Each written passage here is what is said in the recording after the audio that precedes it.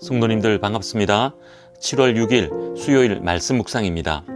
오늘 묵상 본문은 히브리서 4장 14절에서 5장 10절까지의 말씀입니다.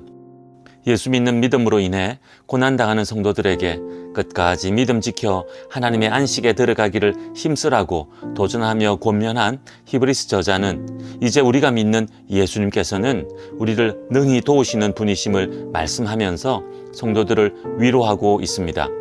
먼저 본문 14절에서 16절 말씀입니다. 히브리서 저자는 성도들에게 우리에게는 큰 대제사장이 계신다고 말하면서 그분은 승천하신 하나님의 아들 예수님이라고 말씀합니다. 그러니 예수님 믿는 믿음을 굳게 붙들어야 한다고 권면합니다. 그러면서 대제사장이신 예수님은 죄는 없으시지만 우리와 똑같은 시험을 받으셔서 환난과 고난 가운데 믿음이 흔들리고 힘들어하는 우리의 연약함을 이해하신다고 말씀합니다. 그러니 그분의 긍휼과 은혜를 얻기 위하여 은혜의 보좌 앞으로 담대히 나아가라고 말씀합니다. 은혜의 보좌는 주님을 만나는 자리입니다. 말씀과 기도로 주님을 찾고 예배를 통해 하나님께 영광 돌리는 것으로 우리는 은혜의 보좌로 나아갈 수 있습니다. 그렇게 은혜의 보좌로 나아갈 때 예수님께서는 우리에게 긍휼을 베풀어 주시고 때를 따라 믿음을 지킬 수 있도록 은혜 부어주신다는 것입니다. 히브리서 저자는 이제 인간 대제사장과 예수님을 비교하면서 예수님께서도 그와 같은 대제사장으로 세움받았음을 말씀합니다. 본문 5장 1절에서 10절 말씀입니다. 구약시대 대제사장들은 하나님께 속한 일을 하기 위해 모두 사람 가운데서 지명된 자들이었습니다. 이들은 하나님의 일을 하며 무지하고 미혹된 자들을 용납할 수 있었는데 이는 자신들도 그런 연약한 자들이었기 때문입니다. 그래서 백성들을 위해 속죄제를 드림과 같이 자신들을 위해서도 속죄제를 드려야 했습니다. 하지만 인간으로서 연약함을 가진 대제사장이었지만 이 존귀한 직분은 스스로 취할 수 있는 직분이 아니었습니다. 아론과 같이 오직 하나님께 부르심을 받은 자라야 취할 수 있는 직분이었습니다. 예수님께서도 대제사장의 직분을 스스로 취하신 것이 아니라 하나님 아버지께서 친히 세워주셔서 취하신 직분입니다. 하나님께서는 예수님을 멜기세덱의 반차를 따르는 영원한 대제사장으로 세우셨습니다. 멜기세덱은 성경에서 신비한 인물로 등장하는데 창세기 14장에서 아브라함이 조카 롯을 구하고 돌아오면서 만난 하나님의 제사장으로 등장합니다. 아브라함은 그에게 예물을 드리고 멜기세덱은 아브라함을 축복합니다.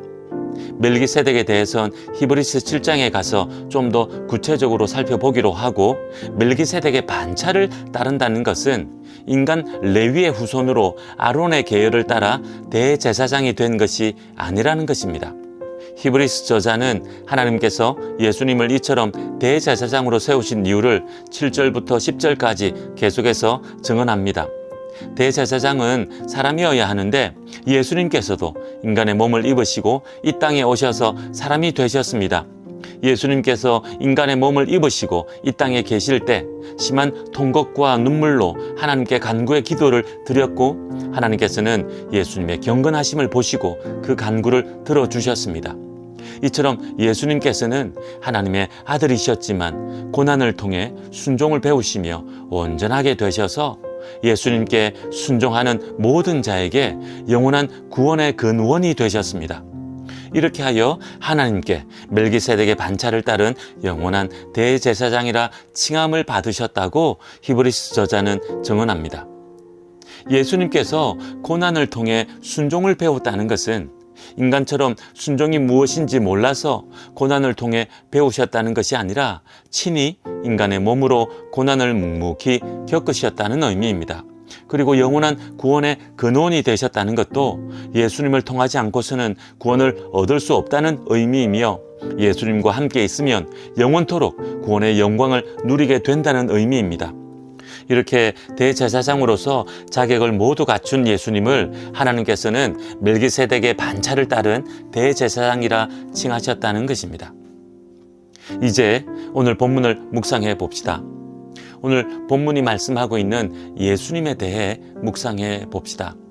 오늘 본문에서는 대제사장 되신 예수님을 소개하면서 그분은 우리의 연약함을 동정하시는 분이시며 우리가 그분께로 나아가면 우리를 긍휼히 여기시며 때를 따라 은혜로 돕는 분으로 증언하고 있습니다. 그리고 예수님께로 나아가 순종하는 모든 자에게 영원한 구원의 근원이 되시는 분이시라고 증언합니다. 그렇습니다. 예수님은 우리의 연약함을 아시고 위로하시는 분이십니다.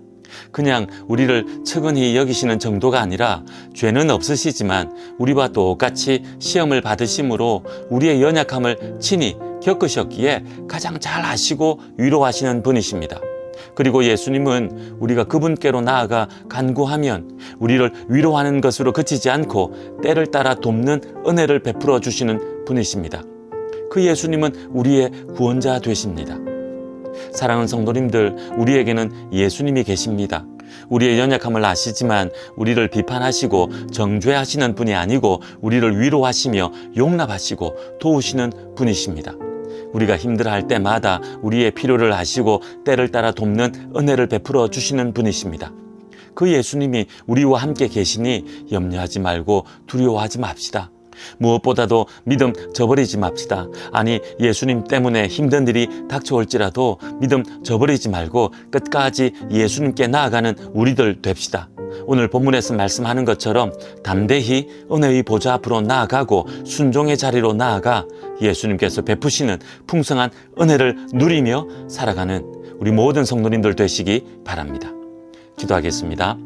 하나님 아버지, 영원한 대제사장 되셔서 우리의 구원의 근원이 되어주시고 때를 따라 돕는 은혜를 베풀어 주신 주님을 기억하며 감사하게 하시고 믿음 지키게 하옵소서. 오늘 본문 말씀이 전하는 예수님을 우리의 삶에서 경험하기를 원하오니 순종의 삶 살게 하옵소서. 특별히 우리의 연약함을 고백하며 때를 따라 돕는 은혜를 구할 때 풍성하게 부어 주시옵소서.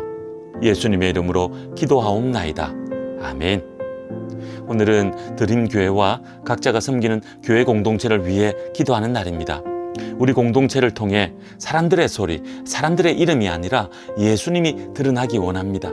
예수님의 복음이 선포되는 공동체, 예수님의 사랑이 전해지는 공동체 되기를 원합니다.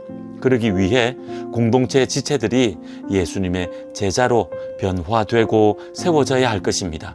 그 일에 힘쓰는 공동체 되도록 간절하게 기도하는 오늘 하루 됩시다. 오늘도 믿음으로 승리하십시오.